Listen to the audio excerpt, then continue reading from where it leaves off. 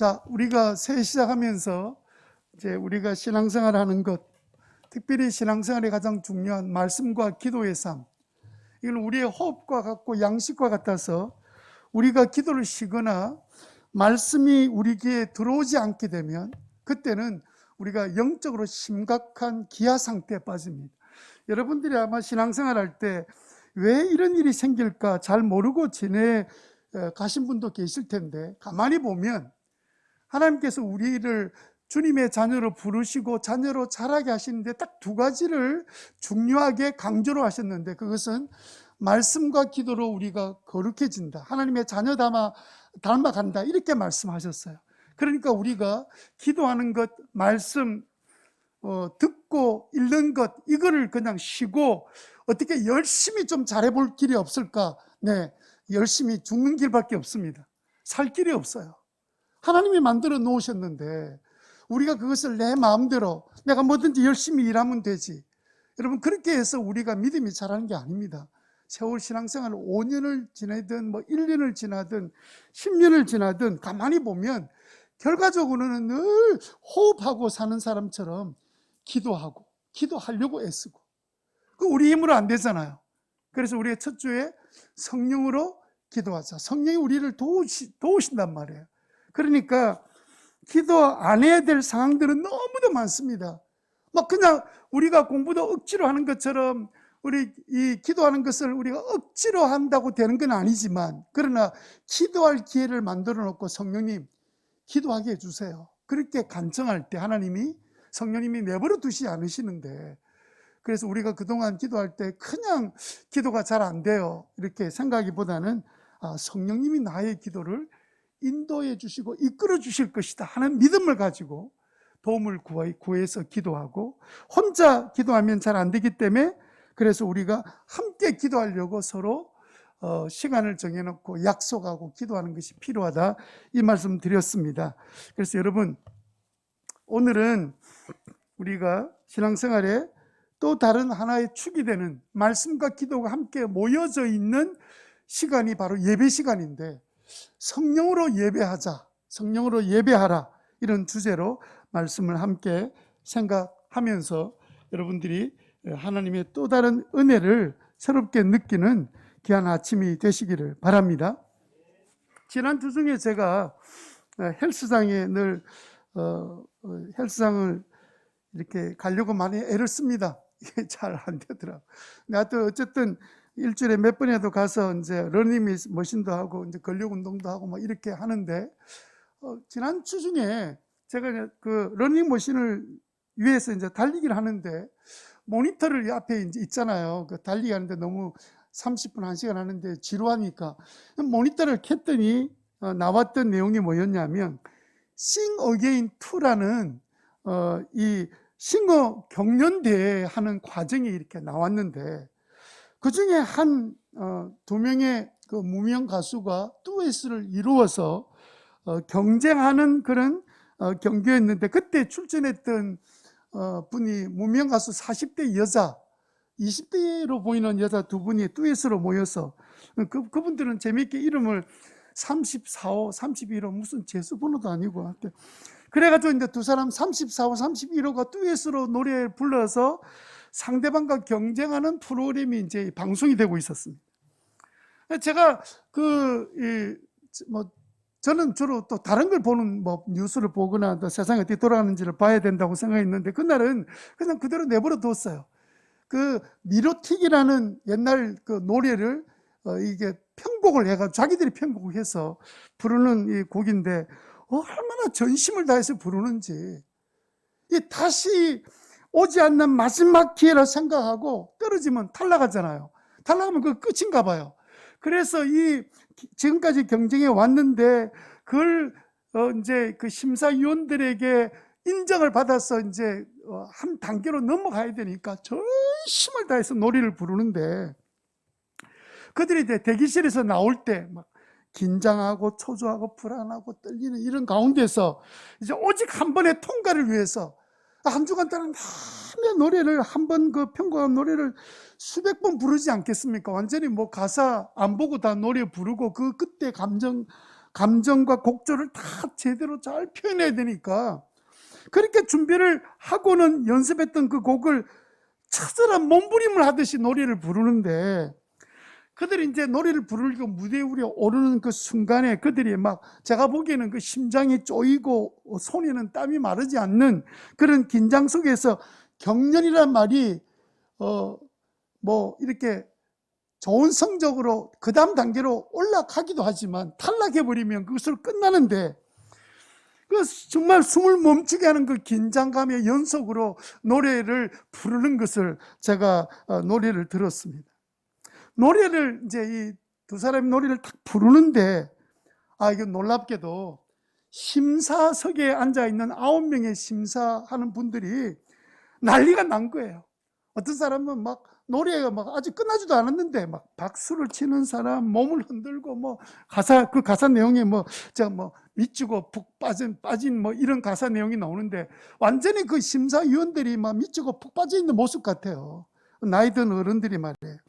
와 소리 지르는 사람, 어떤 사람은요 심사 중에 자리에서 펄떡 일어나는 사람도 있고, 그리고 노래가 끝나고 나니까 최고의 뮤지션이 이제 새로운 노래 부르는 싱어들이 나타났다면서 칭찬을 하는데 노래를 다 부르고 그 칭찬을 받으니까 이 두 여자가 어쩔 줄 모르는 거예요. 그냥 두 손으로 얼굴을 가리기도 했다가 뭐 너무 감격해가지고 뭐 어쩔 줄 모르는, 사실 자기들이 생각하는 이상의 최고의 순간이 이제 온 거죠. 제가 그걸 보면서 야, 사람들은 이 세상에서 그 인정받고 싶어하는 몸부림을 치는구나. 지난 수요일날 제가 이 같은 요한복음 4장 가지고 말씀을 드릴 때 우리 인생은 두 가지의 몸부림을 치거든요. 다른 사람으로부터 사랑의 관계에 대한 목마름이 있습니다. 몸부림을 쳐요. 그래서 사랑받고 싶어서 이 수가성의 여자, 요한복음에 나오는 그 여자는 5번 결혼하잖아요. 5번 실패하고. 그런데도 그 사람으로부터의 사랑의 관계를 얻기 위해서 몸부림치면서 또 다른 남자와 동거생활하는 그 목마름, 예? 그는 관계에 대한 목마름이 있고, 또 두 번째 목마름이 인정받고 싶은 목마름이 우리 모두에게 다 있거든요. 이 두 가지 목마름이 사실은 저와 여러분들 가운데 늘 있습니다. 그러니까 그 목마름을 가지고 이 사람들이 혼신을 다해서 노래를 부르는 거예요. 저는 우리 성도님도 마찬가지라 생각합니다. 인생 살아가면서 얼마나 목말라면서 힘들게 인생을 살아가겠습니까? 특별히 주일날 예배 드리러 온 여러분들 한번 생각해 보세요. 만사를 다 제쳐놓고 예배 시간 그 시간 맞추어서 주님 앞에 나와서 한 주간 시작되는 첫날이 주일이거든요. 우리 한 주간 살다가 마지막 날이 아니에요. 주일의 첫날에 나와서 예배 드리고 한 주간을 살아갈 힘을 얻는, 그래서 주님 앞에 나와 찬양하고 예배하고 사방이 흩어졌던 성도들이 같은 한 교회당 그 시간에 맞추어서 예배 드리는데 최선을 다해서 예배를 드리잖아요.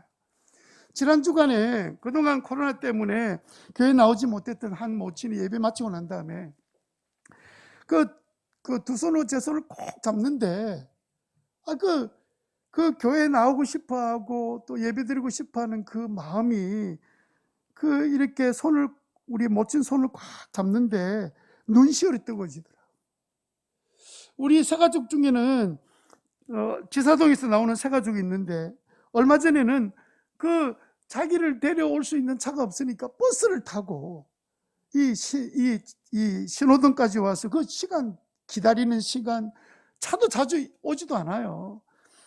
그래서 그 버스를 타고 교회 와서 또 신호등에 와서 또 교회까지 와서 예배를 드리고 하는 새가족, 예배 자리에 나온다는 게 도대체 무슨 의미가 있을까?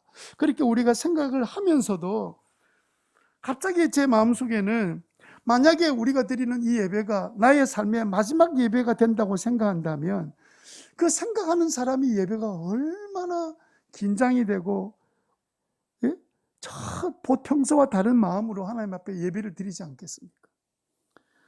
우리는 오늘 지금 하나님께 예배 드리고 있습니다. 그럼 누구한테 예배를 드리냐 물으면 분명히 하나님이 우리 예배의 유일한 대상이십니다. 그러니까 온 지구상의 수억의 생명들이, 예수 믿는 사람들이 이 주일이 되면 하나님 앞에 예배 드릴 때 단 한 분 예배의 관객은 누구냐면 하나님 한 분밖에 안 계세요.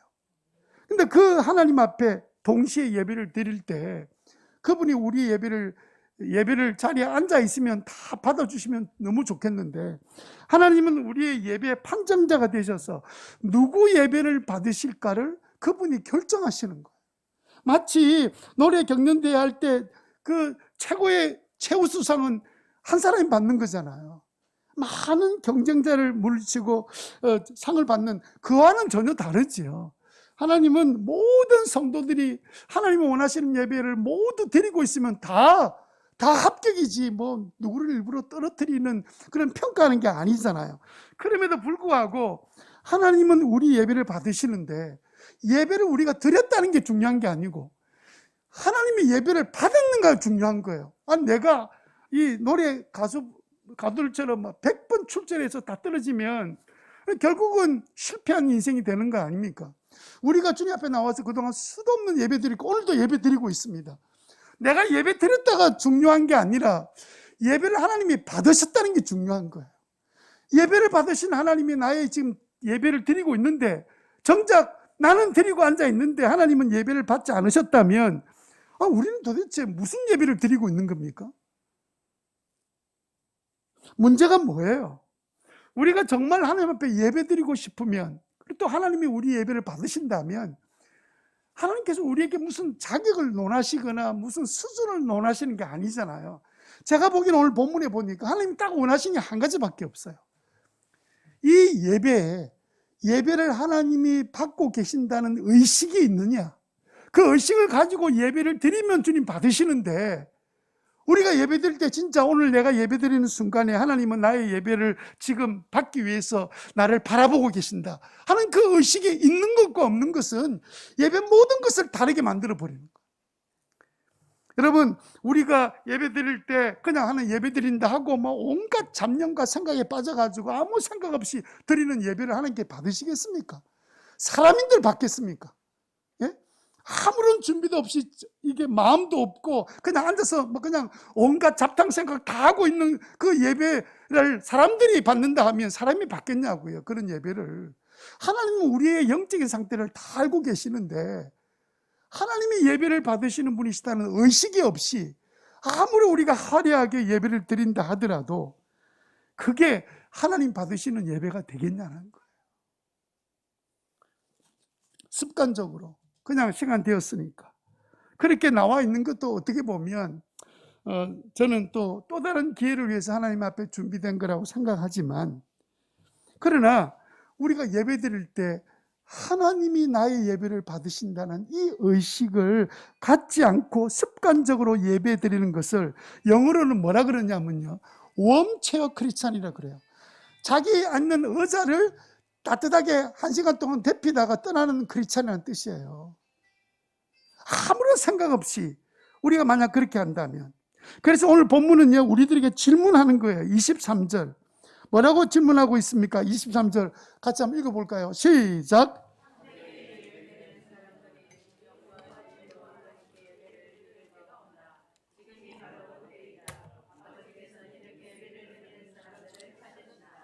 하나님을 뭐 하신다고요?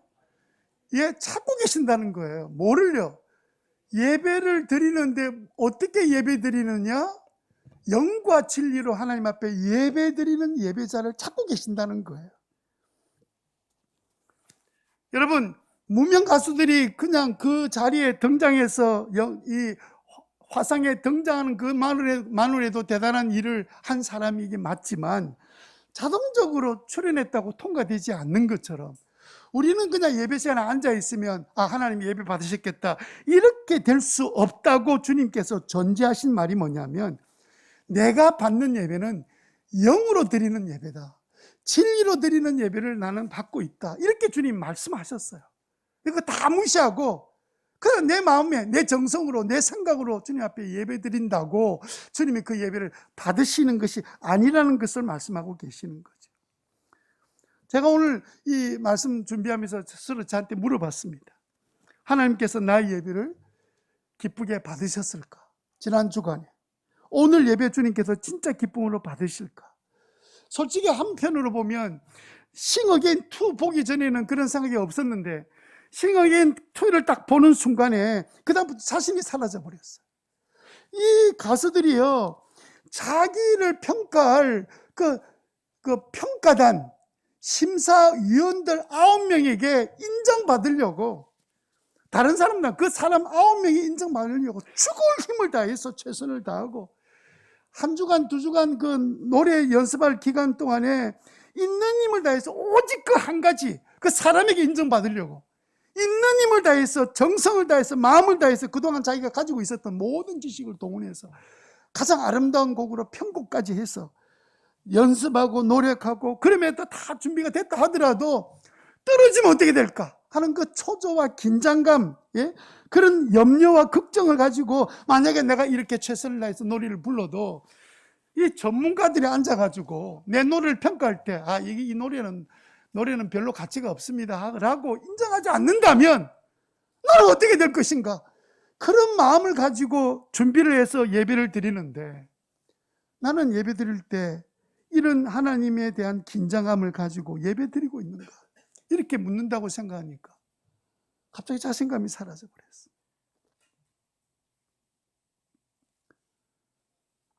여러분들은 어떻습니까? 여러분들의 예배를 하나님께서 받기를 간절히 원하고 계시는데, 여러분들이 생각할 때 여러분들은 지금 하나님이 나의 예배를 지금 받고 계시고 보고 계시고 함께 계신다는 사실을 의식하고 예배를 드리고 있습니까? 아니면 그냥 습관에 따라 그냥 머릿속에 떠오르는 생각, 사단이 생각 준다 그랬잖아요. 온갖 염려, 걱정을 그냥 머릿속에 생각도 안 했던 일들을 막 예배 드리려고 하면 막 그냥 부으면 그게 하나님의 음성인지 생각도 안 하고 그냥 생각이 드는 대로 온갖 잡된 생각을 다 하다가 조금 피곤하다고 눈 좀 감으면 또 졸음이 따라오잖아요. 그러다가 내 모습을 다른 사람에게 들키지 않았다면 다행이다, 이렇게는 생각하고, 정작 나의 하나님의 예배를 받으시는 하나님이 최선을 다해서 드리지 못한 것에 대해서 예배를 마치고 난 다음에 나는 왜 예배 시간에 하나님 앞에 참 예배를 온전히 드리지 못했을까 하는 죄송한 마음은 1도 없이 또 반복되는 예배를 다시 우리가 드리고 있다면, 하나님은 나의 예배에 대해서 어떤 평가를 하고 계실까?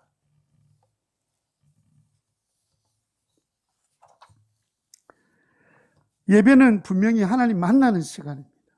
하나님 앞에서 때로는 두려움과 떨림으로, 때로는 하나님의 뜻대로 살지 못한 죄에 대한 철저한 회개의 눈물로 하나님 앞에 드리는 예배 시간, 사람에게 보여주는 예배가 아니라 하나님 앞에 온전히 올려드리는, 내 마음을 주님 앞에 드리는 시간이 예배 시간인데, 그 예배를 하나님이 거절하신다면 나는 무엇을 지금 하고 있는 예배자입니까? 그래서 오늘 본문을 보면 어떻게 예배해야 하나님은 받으시는가?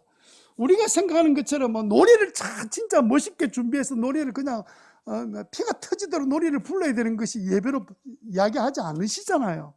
우리가 어떤 지적인 능력을 요구하는 것도 아니고, 우리가 엄청난 헌금을 요구하는 것도 아니고, 우리는 그냥 주님이 우리가 요구하시는 것은 너무도 우리와 다른 생각들을 가지고 주님 우리를 받으시는데, 주님은 단순히 영으로 예배해라, 이거 끝이에요. 영으로 예배 드려라. 너희들은 영으로 예배 드리고 있느냐, 이렇게 물으시고 있다는 거예요. 그래서 예수님이 오늘 우리들에게 영으로 예배하는 사람을 하나님이 지금 찾고 계신다. 그러면 우리가 영으로 예배 드린다는 말이 도대체 무슨 말인지 우리가 잘 알아야 함께 예배를 드리지 않겠습니까? 여러분, 하나님은 영이시다. 그러므로 예배 드리는 자는 영과 진리로 예배해야 한다. 여러분, 이거 예배 드릴 때마다 늘 듣는 기도문이죠. 제가 예배 시작할 때마다 늘 이 요한복음 4장 24절 가지고 이 말씀을 기도할 때 늘 이 구절을 외우고 기도를 시작해요. 하나님은 영이시다. 그러므로 예배 드리는 자는 영과 진리로 예배 드리는데, 가장 중요한 것이 영으로 예배 드리는 거예요. 그러면 하나님은 영이시다, 이게 도대체 무슨 말일까요? 하나님이 영이시란 말은 우리는 육으로, 만져지는 몸으로 만들어진 인생이 사람이잖아요. 근데 하나님은 존재하는 방식이 우리하고 달라요. 그분은 영으로 존재하는 거예요. 영으로 존재한다는 말은 존재하지 않는다는 게 아니라 내 눈에 보이지 않는 방식으로 존재한다는 뜻이에요. 변화가 없는 영원한 그런 존재 방식을 선택해서 우리를 예배 자리를 우리를 초청하셨는데 나는 영이다 이렇게 말씀하신 거예요. 물론 우리도 언젠가는 이 땅을 떠나서 하나님 앞에 가게 될 때는 우리는 새로운 변화된 몸으로 영원히 사는 존재로 바뀌어지게 될 거예요.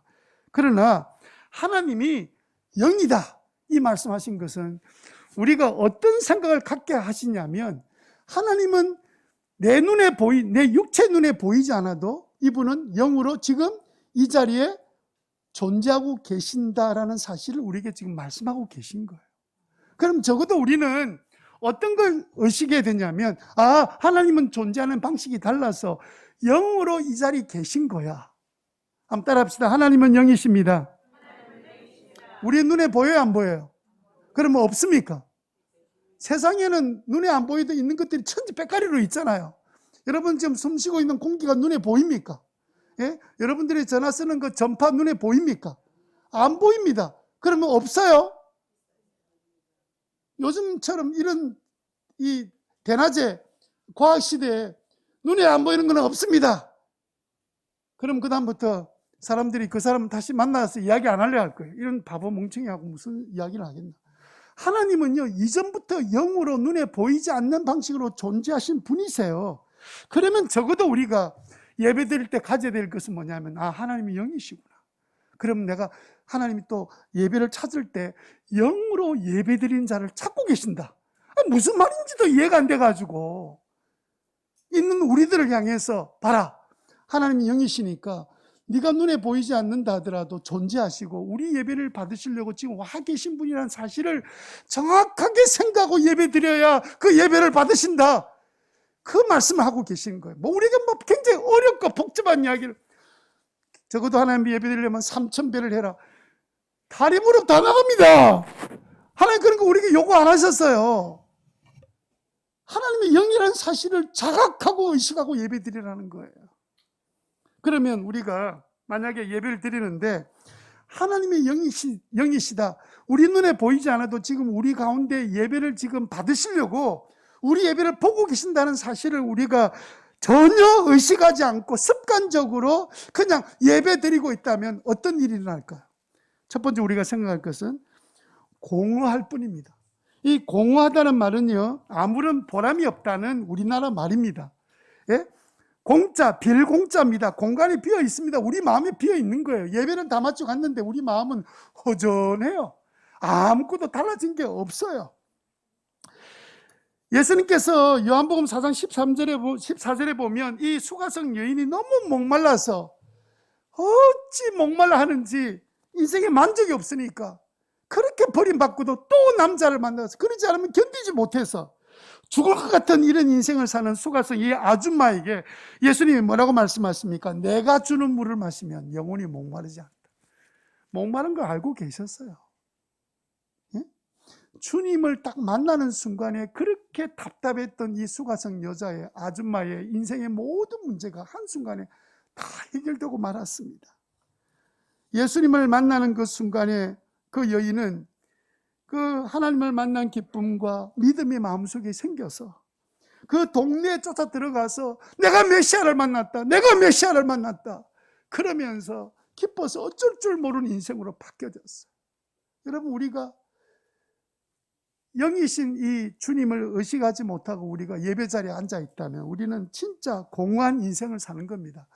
그래서 흔히 하는 말로 교회 가도 아무렇지도 않던데 그럴 수밖에 없지요. 그냥 무슨 어디 절간이나 어디 간 것처럼 내가 내 정성을 다해서 뭘 하면 뭐가 되는 줄 알고 있는데 하나님은 그걸 우리에게 원하시는 게 아닌데 우리는 자꾸 다른 생각이 있어서 우리 속에 하나님이 나의 예배를 받으시기 위해서 지금 영으로 계신다는 이 의식이 없이 예배를 드릴 때마다 나는 공허할 수밖에 없다. 왜 우리는 하나님을 의식하지 않고 예배 드리면 공허할까요? 하나님은 그런 예배 안 받으시거든요. 알고 있거든요, 하나님이. 네가 이 엉터리 예배를 드리고 있는지 진짜 예배를 드리고 있는지 나를 하나님으로 여기고 예배 드리는지를 영으로 의식하고 주님께서 예배를 받으신다는 거예요. 적어도 하나님 없는 인생은 만족이란 거 없습니다. 변화도 없고요, 은혜도 없고 기쁨도 없고 만족이란 것도 없습니다. 그래서 우리가 세상 살려고 내 나름대로 열심히 살아보는데 마음에 공감이 왔을 때는 하나님을 찾으라는 신호예요. 아, 나는 이것 가지고 내 인생의 목마름 죽을 때까지 채워도 해결되지 않는구나. 그래서 수많은 사람들이 세상에서 성공했다는 사람들이 죽을 때 와, 만족하다 이리 죽는 사람이 어디 있습니까?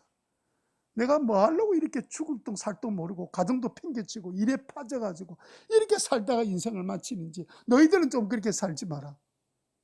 공허한 거예요. 채워지지 않는 거예요. 그러다가도 아무것도 없는 사람이랄지라도 이 수가성 여인처럼 예수님 딱 만나고 나니까 사람이 확 달라지잖아요. 그렇게 동네 사람들 만나기 싫어하던 여자가 갑자기 동네에 찾아가서 내가 예수님을 만났습니다, 그리스도를 만났습니다, 메시아를 만났습니다, 내 인생의 모든 걸 알고 계신 분을 만났습니다. 그분이 하나님의 영이라는 사실을 그때 깨달은 거예요. 나의 모든 거 다 알고 계신 분을 만났습니다. 근데 우리는 하나님 나를 모르는 줄 알고 계세요. 그냥 이 시간에 어떻게 내가 잘 정성을 다해서 드리면, 아니 그거는 세상에서 하는 방식이고, 하나님은 분명히 하나님은 영이시다, 영으로 예배하는 자를 찾으신다, 분명히 말씀하고 계시잖아요. 여러분 이 사실을 깨닫고 믿음으로 받아들이는 놀라운 은혜가 있게 되기를 바랍니다.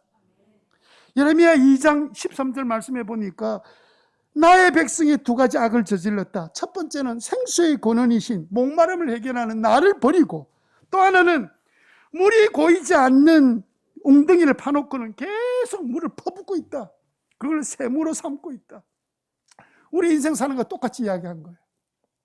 하나님 없이 세상 사람들이 흔히 성공한다고 말하는 전심을 가지고 자기의 노력하는 어떤 것을 얻으려고 하는데, 그거는 그냥 물이 빠지는 셈이야.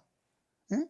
그리고 생수의 근원인 하나님을 버리고 아무리 노력하고 흔히 말한 대로 어게인이 아니라 어게인을 100번 하더라도 성공했다 한들, 그럼 그 인생이 만족스럽습니까?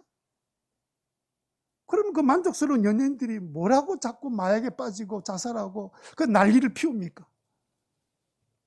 가장 가정적이지 못한 가정이 연예인들 가정이잖아요. 그래서 요즘은 연예인들 안에 그 기독교 붐이 일어나가지고 많은 연예인들이나 가수들이, 예수 믿는 사람들이 늘어나고 있는 이유는 뭐 때문에 그렇습니까? 인기를 다 얻었는데 만족이 안 되는 거예요. 만족이. 그래서 예수님 앞에서 나아가서 예수님 만나고 난 다음에 놀라운 일들을 발견하게 된 거죠. 아, 생수의 근원은 나에게 있는 것이 아니라, 세상에 있는 것이 아니라 하나님께 있구나. 여러분, 이 엄지집게하고 이렇게 하면 여기 요거는 뭐로 보입니까? 오케이를 보는 사람은 굉장히 지적인 사람이고, 요건 돈으로 보여야 그냥 아주 인간적인 사람입니다. 부처님 손을 말한 게 아닙니다. 예? 이게 동그라미 공인데 돈이에요, 돈. 애들한테 물어보면 그 돈이라 그래요. 돈 이거 0이 몇 개면 좋겠습니까? 여러분 0이 몇 개면 여러분 만족하겠어요? 많이도 말고 10개만 돼도 대단한데, 나중에 10개가 얼마나 되는지 내가 말씀드릴게요. 10개만 돼도. 그런데 여러분 0이 10,000개가 돼도 아무 소용이 없어요. 그러면 0이야. 뭐로 시작돼야 돼요? 앞에 1이 시작돼야, 그 다음에 0이 하나 붙으면 10이 되고, 그 다음에 1이 시작되고 0이 10개 붙으면 그 100억이 돼요. 1이 없으면, 한 분 하나님 없으면 그거 동그라미 그 100만 개 1조 개 붙어도 그거 그냥 그 0이야. 공하고 그냥 우리가 흔히 말한 대로 조금 전에 말씀드렸던 것처럼 이거는 전부 다요 공할 뿐이에요. 그냥 공입니다. 공. 그래서 요한복음 10장 3절 말씀이 뭐라고 말합니까? 영원한 생명은, 시작, 영원한 생명은 오직 한 분이신 하나님을 알고 또 하나님께서 보내신 예수 그리스도를 아는 것입니다. 요한복음 3장 16절에 시작, 하나님께서 세상을 이처럼 사랑하셔서 유아들을 주셨으니 이는 그를 믿는 사람마다 멸망하지 않고 영생을 얻게 하려는 것입니다. 그러므로 여러분, 우리가 하나님이 영이시라는 사실을 우리가 깨닫고, 하나님이 영이시구나, 그렇게 주님 앞에 예배하는 자리에 나와서 공허한 인생에서 이제는 하나님을 만나는 놀라운 은혜를 누리게 되시기를 바랍니다. 우리가 예배를 통해서 하나님을 만나게 되는 거거든요. 그러면 우리가 하나님 받으시는 예배를 드리려면 어떻게 되느냐? 두 번째 생각할 것은 성령님을 두 손으로 꽉 이렇게 붙잡아야 됩니다. 성령님을 두 손으로 꽉 이렇게 붙잡아야만이 우리가 하나님 앞에 받으시는 예배를 드릴 수 있습니다. 예, 성령님 두 손으로 꽉 붙잡는다는 말은 무슨 말이에요? 다른 말로 말하면 성령의 도우심을 간절히 구하면서 예배 드리는 거예요. 예? 두 손으로 꽉 붙잡아. 이걸 그냥 성경에는 간단하게 이렇게 말합니다. 성령으로 이렇게 말. 따라합시다. 성령으로 단어가 나오면 무슨 뜻이냐면 성령님을 두 손으로 꽉 붙잡는다, 의지한다, 예? 예? 예? 성령의 도심을 100% 받는다, 그런 뜻으로 성령으로 단어를 쓴 겁니다. 성령으로 충만하라, 100% 성령으로 충만해지기를 간절히 간구하고 바라면 성령 충만하게 된다는 뜻 아닙니까? 24절 보십시다. 24절, 하나님은 영이시다. 그러므로 하나님께 예배를 드리는 사람은 제일 중요한 영으로 예배 드리는 것, 성령으로 예배 드리라는 뜻입니다.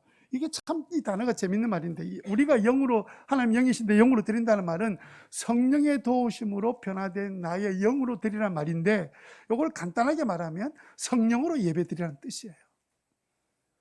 왜 그렇게 해야 됩니까? 왜 성령님을 의지해야, 성령을 의지해야 하나님 받으시는 예배를 드릴 수 있습니까? 이건요, 우리의 힘, 우리의 지성, 우리의 정성, 이거 아무리 해도 아무 소용이 없어요. 하나님 그거 기쁘게 받지 않으세요. 하나님께서 원하시는 것은 뭐냐면 오직 성령님의 도우심을 받아서, 참 아이러니한 건데, 하나님 앞에 예배 드리는데 하나님의 영이신 성령의 도움을 받아서 예배 드리도록 만들어 놓으셨어요.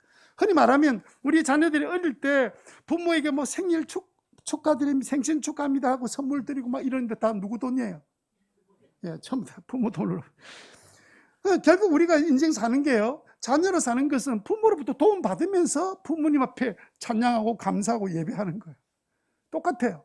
우리가 성령님, 부모님을 잘 의지하는 것은 효자라고 부릅니다.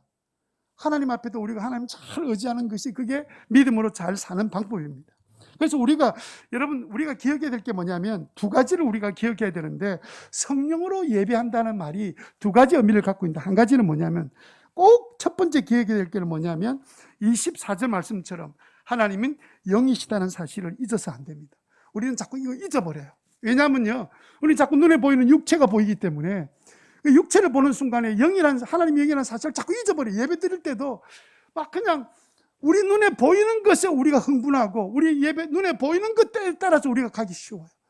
하나님의 영의 사실을 잊어버리서는 안 됩니다. 우리 예배 시간에 예를 들어 보세요. 온갖 유혹들이 찾아오잖아요. 그렇게 예배 시간에 앉아 있으면 이게 성령으로 내가 간절히 엎드려 기도하고 도움을 구하기 전에는요, 온갖들이 다 방해물입니다. 어떨 때는 멀쩡히 예배 드리는데 자꾸 핸드폰이 자꾸 소리가 나는 것 같아. 자꾸 눈길을 빼앗습니다. 그래서 손이 막 갑니다.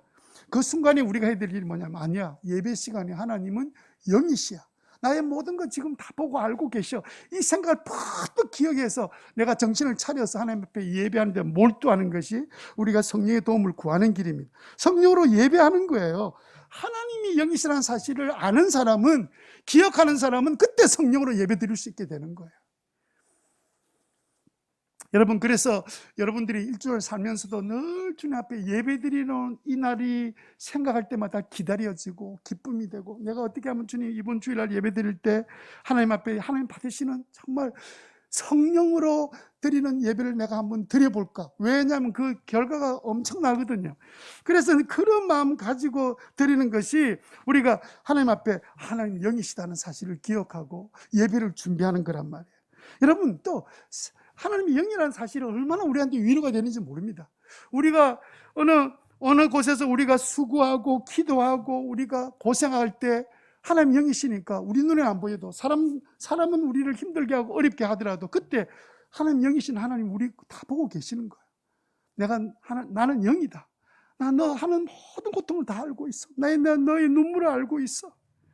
지난 주간에 그 아침 성경기도 이제 하는 분도 계시지만, 그때 한 11시, 10시 반, 11시 됐나 보니까, 아니, 그 여성 동무들이 5명 앉아가지고 기도하고 있는 거예요. 대낮에. 그래서, 이게 또 무슨 일이 있었나. 기도하는 모습 보니까, 하나님 앞에 정말 마음에 감사하는 마음이 생겼습니다.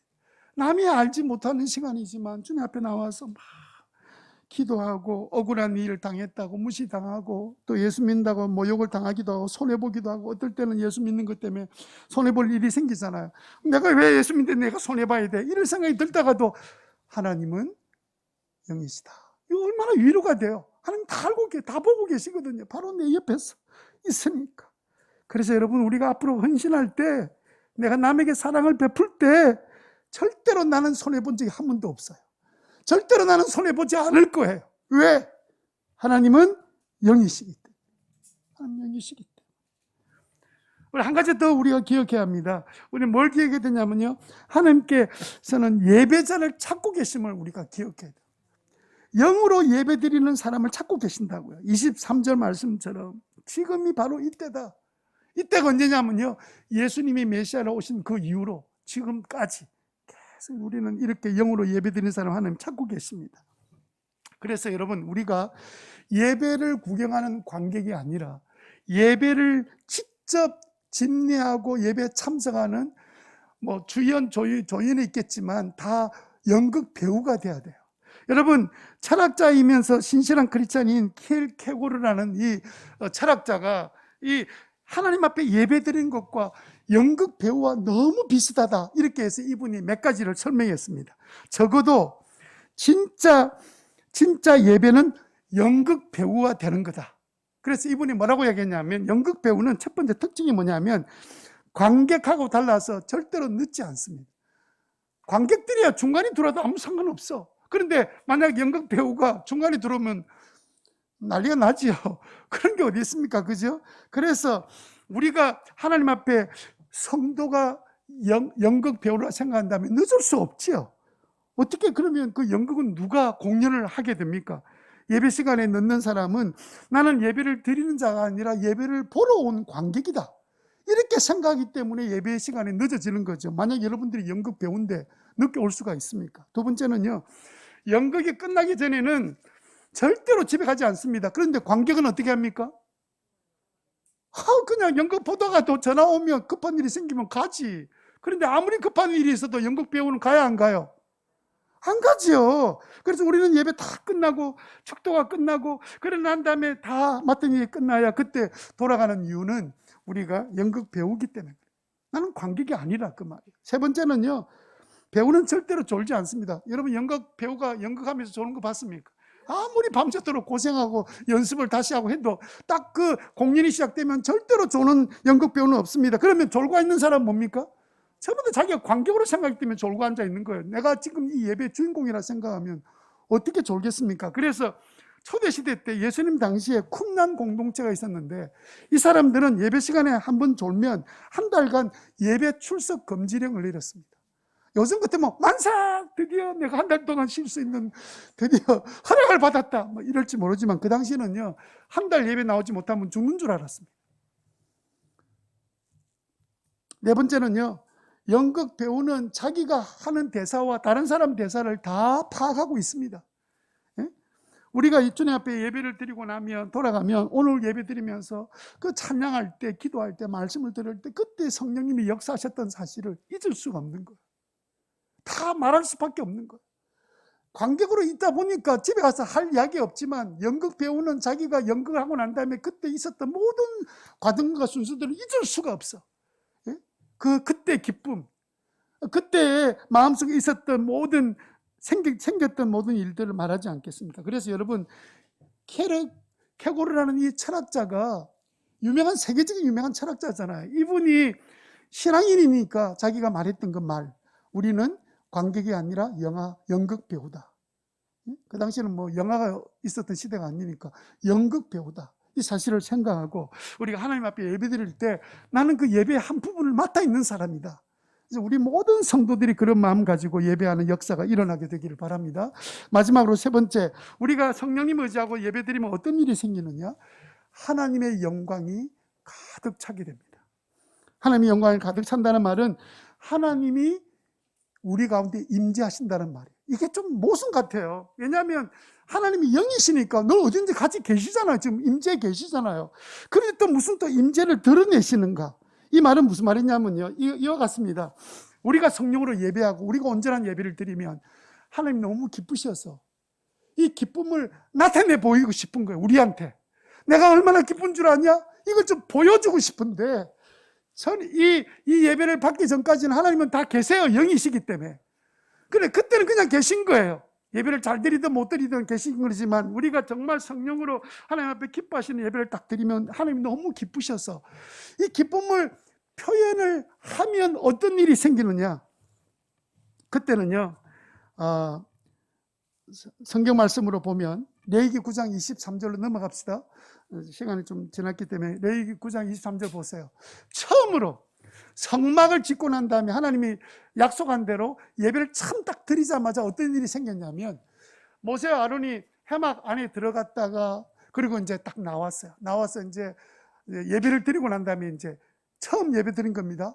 제사를 드리고 복을 빌어줬더니 하나님의 영광이 모든 백성에 나타났어요. 그 당시에는요, 구름이 꽉 내려와서 모든 것을 덮거나 하나님이 함께 계신다는 것을 모두 눈으로 볼 수 있도록 그렇게 만들어 주셨는데, 24절에 보면 어떻게 하셨냐? 그때는 어떻게 하셨냐면, 그 당시에 그 번제단에 있었던 그 모든 제물들이 있었는데 하늘로부터 불이 내려서 그걸 완전히 불태워버리는 것을 모든 사람이 보게 만들었어요.